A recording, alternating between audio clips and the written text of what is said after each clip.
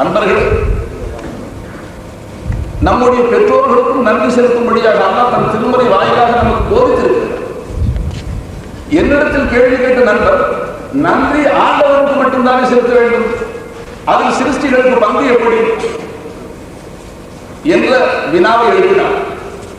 நான் அவர் சொன்ன சகோதரர், அல்லாஹ் நமக்கு கொடுத்த திருமறை வாயிலாக அல்லாஹ் அனிஷுகுரிலி வலிவாலிதை, எனக்கும் நன்றி செலுத்துங்கள், உங்களுடைய தாய் தந்தைக்கும் நன்றி செலுத்துங்கள் என்று சொன்னார்.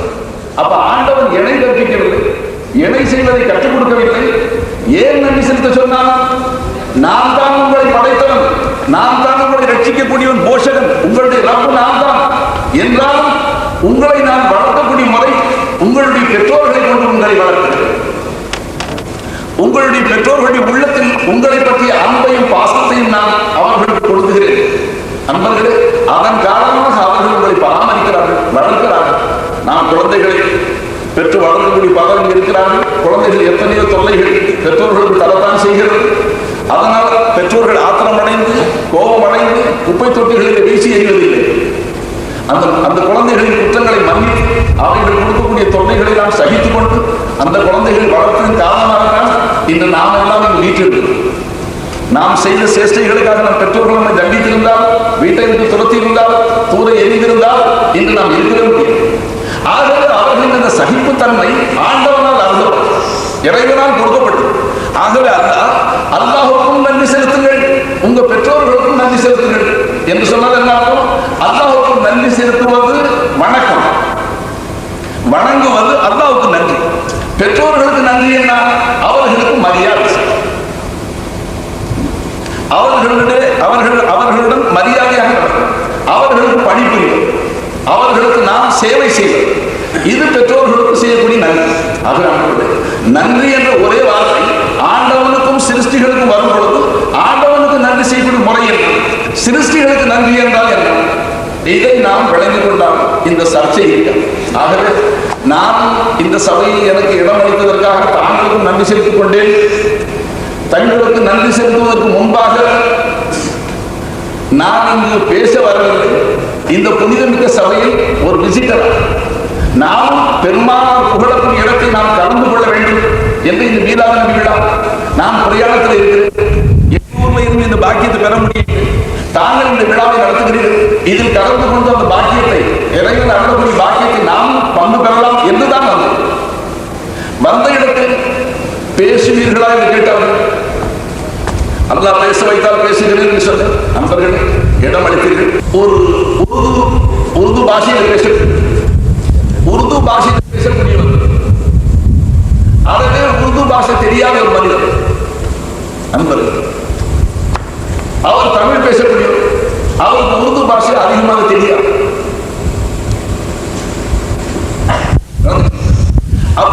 புரியாத பாஷையில், பிறருக்கு தெரியாத பாஷையில் பேசும் நண்பர்கள் ரசிப்பு குறையும். இதை நான் பெருசாக சொல்ல வேண்டும். இப்போ உதாரணமாக உங்களுக்கு தெரியாத பாஷையில் நான் பேசுகிறேன், உண்மையில ரசிக்க முடியாது.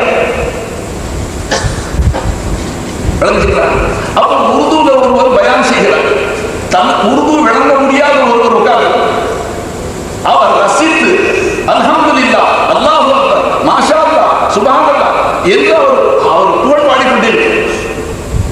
பயான் முடிந்ததற்கு பிறகு, அந்த பிரசங்கம் மேடை கலைந்ததற்கு பிறகு அந்த பேச்சாளர் அந்த தமிழ் பேசக்கூடியவரை கூப்பிட்டு கேட்டார், நான் பேசுறது உங்களுக்கு விளங்கிச்சான்னு கேட்டார். நீங்க பேசுனதுல ஒரு வார்த்தை கூட விளங்கல. பின்னாடி ரசிச்ச மாதிரி அல்ஹம்துலில்லாஹ், மர்ஹபா, மாஷா அல்லாஹ், சுப்ஹானல்லாஹ் சொன்னியே, என்ன ஏன் சொன்னேன்னு கேட்டார். நீ என்ன பேசுன தெரியாது, பேச்சுக்கு இடையில உன்னுடைய ஒவ்வொரு வாசகத்துல ஒரு தடவை முஹம்மது ரசூலுல்லாஹ்வுடைய பேர் வந்துச்சு, அந்த பேரை கேட்டு ரசிச்சேன். நண்பர்கள் விளங்குதுதான் சொல்லுங்க. இப்ப அவர்கள் பேசும்போது நான் பார்த்தேன், அவர்களுடைய கருத்து நண்பர்களே நீங்க நினைக்கலாம் அது எல்லாரும் தெரிஞ்சதுதான பேசுறாங்க, அது பேச்சது. நீங்களும் சீராபரணம் படிச்சிருக்கீங்க, பல கேட்டிருக்கீங்க. அவர்கள் வாயார விளக்கும் பொழுது அலாதியான முறை. ஆனா நீங்க ரசிக்காத காரணம் என்ன? அந்த பெருமானார் மீது முஹப்பத் இருந்திருக்குமே. ஆனால் நண்பர்களே, எத்தனை தடவை அவர்கள் முஹம்மது நபி ஸல்லல்லாஹு அலைஹி வஸல்லம் அவர்கள் ஸலவாத் சொல்லி கொண்டார்கள். அவர்கள் ஒவ்வொரு தடவையும் இந்த திருநபியின் பேர் சொல்லும்போது உதவி செய்தார்கள் சொன்னார். நண்பர்களே, அதே நேரத்தில் நாம் பேசிக் கொண்டிருந்தோம், அவர்கள் நபி அவர்களின் பேருடைய சலவாத்து சேர்த்து சொன்னார்கள். நாம் சலவாத்து சொல்வதை கூட குறைந்து ஆக நான் எனக்கு வருத்தத்தை தெரியப்படுத்தேன். இது ஏன் தெரியப்படுத்த நண்பர்களே, உங்கள் மீது எனக்கு வருத்தம். இந்த பாக்கியம் நல்ல சபையில் வந்து நாம் அடைய வேண்டிய பாக்கியங்களை ஏன் இழந்து விடுகிறோம்? சபையில வந்துட்டோம், இது பெரும்பாலும் அந்த சபையில இறைவனால் அருளப்படக்கூடிய பாக்கியங்களை அடைந்து செல்லுங்கள். நண்பர்களே, உங்களுடைய கவனத்தில் சரித்திர வாயிலாக செய்தி சொல்லுகிறீர்கள். முன் சென்று போன நபிமார்களில் மூசா அலைஹிஸ்ஸலாம் ஒருவர். அவர்களுடைய காலத்தில் ஒரு மனிதன் மரணம் அடைந்தான். அந்த மனிதன் மக்கள் பார்க்க பல பாவங்களை புரியக்கூடிய மனிதனாக இருக்கும். மக்களுக்கு கூட மனிதர்களுக்கு வெட்கப்படவே இல்லை. மனிதர்களுக்கு மத்தியிலே அவன் பல பாவங்களை செய்தான். மனிதர்கள் வெறுக்கக்கூடிய பலவிதமான பாவங்களை செய்தான். இப்ப அவன் என்ன பாவம் செய்தான், அந்த பட்டியலை நான் சமர்ப்பிக்க தயாராக மனிதர்கள் வெறுக்கக்கூடிய பாவங்களை செய்தான். அதனால் மக்களை அவனை வெறுத்தான். இறுதியாக அவன் இயற்கை எழுதினான், மரணம் அடைந்தான். மார்க்க சட்டப்படி மக்கள் அவனை கழுகி குளிப்பாட்டி தொழுது வைத்து அடக்கவில்லை. அவன் காலிலே கையை கட்டி இழுத்து கொண்டு காற்றிலே வீசிவிட்டான். இப்படிப்பட்ட பாவியான அடியான், மக்களுக்கே வெறுப்பான, மனித குலத்துக்கு இடையூறு செய்தவன், எல்லோருக்கும் துரோகம் செய்த இவன் நேர்மையான முறையில் அடக்கப்படக்கூடாது, இவனை நாய்கள் மற்ற பறவை இனங்கள் கொத்தி திரிக்கும் என்று காற்றில் வீசிவிட்டார். நண்பர்களே, அந்த காலத்து நபி மூசா அலைஹிஸ்ஸலாம் அவர்களுக்கு இறைவனால் வஹி அருளப்பட்டது. மூசாவே, இந்த காலத்துல நம்முடைய நேசர் ஒருவர், தமிழில் நேசர் என்றால் அரபி பாஷையிலே வலி என்றால் இறை நேசர், என்னுடைய அன்பை பெற்றவர், என்னுடைய அன்புக்குரியவர் ஒருவர் மரணம் அடைந்து இந்த காட்டில் கிடக்கிறார். நீங்கள் சிலரை அழைத்து சென்று அவர்களை கழுகி குளிப்பாட்டி கஃனிட்டு அடக்குங்கள் என்று ஆண்டவன் கட்டளை பிறப்பித்தார். அன்பர்களே, உடனடியாக மூசா அலைஹிஸ்ஸலாம் சில மனிதர்களை அழைத்துக் கொண்டு சென்றார்கள். அங்கு ஒரு பிரேதம் கிடந்தது. ஆண்டவனிடத்தை கேட்கிறார், இந்த பிரேதத்தை தான் நீ சொன்னியா, நீ குறிப்பிட்டது இவர் தானா என்று கேட்டார். அல்லாஹ் சொன்னா இவரே தான். அப்ப மக்கள் எடுத்து சொன்னார்கள், இவரை கழுகி குளிப்பாட்டி நாம் அடக்குவோம். மக்கள் மறுத்து விட்டார். மூசாவே, ஆண்டவனிடத்துல நல்லா கேட்டு, இப்ப அந்த உம்மத்தை பத்தி நான் சொல்ல தயாராக இருக்கு. அது புரிந்தவர்களுக்கு தெரியும். அவங்க எப்போதுமே சமயத்தில் ஏடிக்கு போட்டிட்டு இருந்தாங்கன்னு வந்து ஒரு ஜிஹாதை நடத்திட்டு போனா அந்த வரதுக்கா என்ன ஆகுனா காரியம் மூசா நீங்க ஒன்று ஆயிரம் விஷயம் நாங்க இங்கே இருக்கிறோம். அது தைப்பான மக்கள் அதை கழுவி குளிப்பாட்டி அடக்கவும் சொன்னால் அவர்கள் மறுத்துட்டார். மறுத்ததுக்கு காரணம் சொல்கிறார், மூசாவே அல்லா இடத்துல நல்ல விதமாக திரும்ப கேளுங்கள். அல்லாஹ் குறிப்பிட்டது இந்த மனிதன் தானா? இவன் நம்ம ஊரை சேர்ந்தவனாச்சே, இவன் செய்யாத பாவம் ஒன்று மிச்சம் இல்லையே, பஞ்சமா பாவங்கள் அனைத்தையும் ஆசை தீர செய்தவனாச்சே, இவனை அல்ல ஆண்டவர் சொன்னது வேறு பிரேதமாக இருக்கும், மறுபடியும் கேளுங்கள் என்றார். மூசா அலைஹிஸ்ஸலாம் மறுபடியும் கேட்டாங்க, யா அல்லாஹ், நீ இவரை உன்னுடைய நேசர் வலி என்று சொல்ற, மக்களை இவனை மாபாவி என்று சொல்கிறார்களே, நான் என்ன செய்யணும் கேட்டேன். அல்லாஹ் சொன்ன, மூசா, உங்களுடைய சமூகத்தவர்கள் சொல்வது தவறு அல்ல, அவர்கள் சொல்வது உண்மைதான், நான் சொல்வது உண்மைதான். உங்களுடைய சமூகத்தவர்கள் கெட்ட மனுஷன் சொல்ற அது உண்மைதான், நான் சொல்றேன் என் வலி என்று அது உண்மைதான்.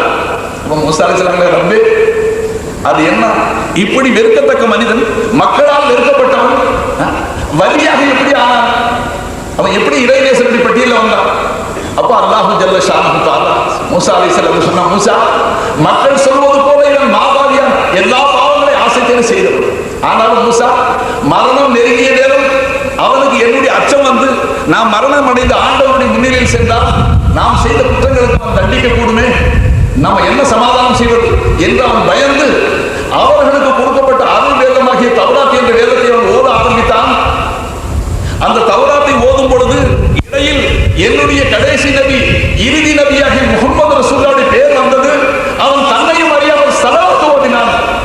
அன்பர்களே, அந்த ஒரே காரணத்துக்காக என்னுடைய கடைசி நபி முஹம்மது ரசூலுல்லாஹ் சொன்னான். அந்த காரணத்துக்காக அவருடைய அனைத்து அன்பர்கள், உங்களுடைய உற்சாகத்தில் நான் இன்னும் என்ன சொல்றேன்? ஆனா நான் இவ்வுலக வாழ்க்கையை சதம் என்று விளங்குறதுனால இப்படி சில வாக்கியங்கள் இருப்பது நம்ம வாக்கியமாக கருதுகிறோம். ஸலவாத்து சொல்லுவது இன்றைக்கு இந்த புனிதமிக்க சபையில் அன்பர்கள் அவர்கள் பெருமானாருடைய பேரை சற்றேறக்குறைய நான் நினைக்கிறேன் எண்ணவில்லை, குறைந்தபட்சம் 100 தடவை நாளிலிருந்து முஹம்மது நபி ஸல்லல்லாஹு அலைஹி வஸல்லம், முஹம்மது நபி ஸல்லல்லாஹு அலைஹி வஸல்லம் இது தொடர்ந்து வந்து கொண்டே என்னால் இயன்றாலும் நான் மெதுவாக ஸலவாத் ஓதிக்கொண்டே உங்களுடைய துஆவும். ஆனால் அதை தங்களிடத்தில் தெரியப்படுத்திக் கொண்டு அவருடைய மகத்துவத்தை மகிமை தெரியப்படுத்திக் கொண்ட அன்பர்களே, மனித வாழ்க்கையின் ஈடேற்றம், மனிதர்களுக்கு முக்தி, மனிதர்களுக்கு உயர்வு இருக்குன்னு சொன்னால் அந்த நபியை மதிப்பதில், அவர்களை போற்றுவதில் தான் இருக்குது, அவர்களை புயர்வதில் தான் இருக்குது, அவர்களை கொண்டாடுவதில் தான். நண்பர்கள், இன்றைக்கு சிலர் வினா எழுதுகிறார், ஆண்டவர் அல்லாஹ்வை தானே கொண்டாட வேண்டும், நபியை ஏன் கொண்டாட வேண்டும்? இப்படி ஒரு சிலர் எனக்கு ஒவ்வொரு காலத்திலும் மக்கள் புதுசு புதுசாக ஆச்சரியமான வினாக்களை எடுத்துக்கொண்டே இருக்கிறார். நண்பர்கள், நீங்க விளங்கிக் கொள்ளுங்கள், யார் அந்த நபியை புகழ்ந்தாலும் புகழாவிட்டாலும் அவர்கள் புகழப்பட்டவர்கள், அவர்கள் புகழப்பட்டவர்கள். முஹம்மது என்று சொன்னாலே புகழப்பட்டவர்கள். நண்பர்கள், அவர்களை நாம் இந்த சிறு வாயால் என்ன புகழ முடியும்?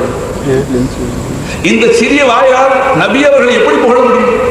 அதிலும் அவர்களை பற்றி விளங்காத மனிதன் எப்படி புகழ முடியும்? வித்ரியாவை எழுதுகிற மகான் எழுதுகிறார், என்னுடைய பாவங்களுக்கு பரிகாரமாக நபியை புகழலாம் என்று நான் வைத்து எழுதினேன். என்னுடைய பாவங்களுக்கு ஒரு பரிகாரமாக நபியை புகழ்ந்து அதன் காரணமாக ஆண்டவன் என் மீது அருள் பாலிக்கப்படும், என் குற்றங்களை அவன் மன்னிக்கப்படும். என்னுடைய நபியை புகழ்ந்தாலே எந்த காரணத்துக்காக என்னை மன்னிக்கக்கூடும் என்று நான் நபியை புகழ்ந்தேன். நபி அவர்களை எப்படி புகழ வேண்டுமோ அப்படி புகழ முடியாததுனால நான் புகழ்ந்ததும் ஒரு குற்றமாக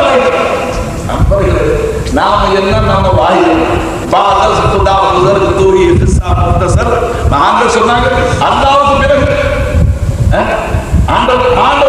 இறைவனுக்கு சிருஷ்டிகளில் யாருக்கும் ஒருவருக்கு அந்தஸ்து ஒன்று இருக்குகிறது என்று சொன்னால் அது முஹம்மது ரசூலுல்லாஹ். அவர்களுக்கு ஏன் அந்த அந்தஸ்து, எதனால் அந்த உயர்வு, அதை நாம விளங்கிக் கொள்ள முடியாது. அவர்களை நாம் பயன்படுத்திக் கொள்ளாமல் இருக்கு, அவர்களை கொண்டு நாம் பிரயோஜனங்களை அடையாமல் இருக்கிறோம். ஆகவே அவர்களுடைய உயர்வு நமக்கு தெரியும். இப்ப நாம சொல்றோம், யாரும் யாரை கொண்டு பிரயோஜனம் அடைந்தோமோ அவர்களை தான் மதிக்கும். பெருமானாரை நாம் பாரம்பரிய வாசகத்தில் புகழ்ந்துள்ளோம். அன்பர்கள், அவர்களுடைய உம்மத்தில் வந்ததினால் நாம் ஈமான் கொண்ட காரணத்தினால் அவர்களை மதிக்குகிறோம், புகழ்கிறோம். அன்பர்கள், அவர்கள் புரிந்து விளங்கிய அன்பர்கள், அரபு நாட்டில் பெருமானார் பிறந்த காலை அந்த நாள் எப்படி இருந்தது? சரித்திராசிரியர்கள் எப்படி எழுதுகிறார்கள்? அஞ்ஞானம் இருள் சூழ்ந்த காலம், மக்கள் மனித குணத்தை விட்டு எல்லையை கடந்து மிருகங்களை போட்டு தன்னிச்சையாக விபச்சாரம் செய்வதை பெருமையாக கொண்டவர்கள், குடித்து கூத்தாடுவதை அவர்கள் குலப்பெருமையாக பேசினார்கள். அன்பர்கள், சில ஆத்ம காசுகளுக்கு பிறருடைய உயிரை கொலை செய்வதை அவர்கள் சர்வ சாதாரணமாக கருதுகிறார்கள். தான் பெற்ற குழந்தையை வறுமைக்கு அஞ்சி அவர்களை குழி தோண்டி உயிருடன் புதைத்தவர்கள். அன்பர்கள், அப்ப சுருங்க சொன்னால் சரித்திராசிரியர்கள் பெருமானாருடைய திருநபி சரித்திரத்தினுடைய முதல் பக்கத்தை பார்த்தால் உலகில் பாவங்கள் எத்தனை இருக்குமோ அனைத்தும் அந்த பாலைவனத்தில், அந்த அரபு நாட்டில் தலையெழுத்து தாண்டவமாடிய காலத்தில் பெருமானார் இருக்கிறார்கள். கேட்டீங்களா நண்பர்கள்? இது எல்லா சரித்திர புஸ்தகங்களும் அவர்கள் வாழ்ந்தது 63 வருட காலம். நண்பர்கள், இப்பூவுலகில் அவர்கள் வாழ்ந்தது 63 வருஷ காலம். ஏன்னா இது என்ன பிரச்சனையா ரொம்ப பேர் கேட்டு மகாராஷ்டிரங்களை சொல்ல முடியாத சட்டக்கூடிய விஷயங்கள் ரொம்ப அது பல விதமான அபிப்பிராயங்களை கொண்டவர்களாக இருக்கு. அதை சொல்றது பெருமானார் எப்போது நபியாக ஒருத்தர் சொன்னார் 40வது வயசுல அவர் நபியானார். என்னத்துக்கு அதை சொல்றீங்க? 40 வயசுல தன்னை நபி என்று பிரகடனப்படுத்துறார். அன்பர்களே, டிக்ளேர் பண்ணார்.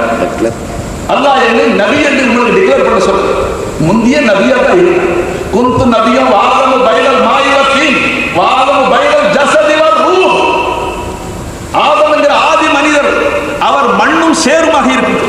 அவருடைய சரீரம் மண்ணை கொண்டு அமைக்கப்படாமல் அவர் சேரும் சகதியாக இருக்கும் பொழுது நான் நபியாக இருந்தேன் என்று சொன்னார். அன்பர்கள், இதுக்கு ஹகீகத்தை முஹம்மது சொல்றார். நபி அவர்கள் வயசு அவர்கள் 63 வருட காலம் பூவுலகில் இருந்து மறைந்து மதீனாவிலே ரப்புமிக்க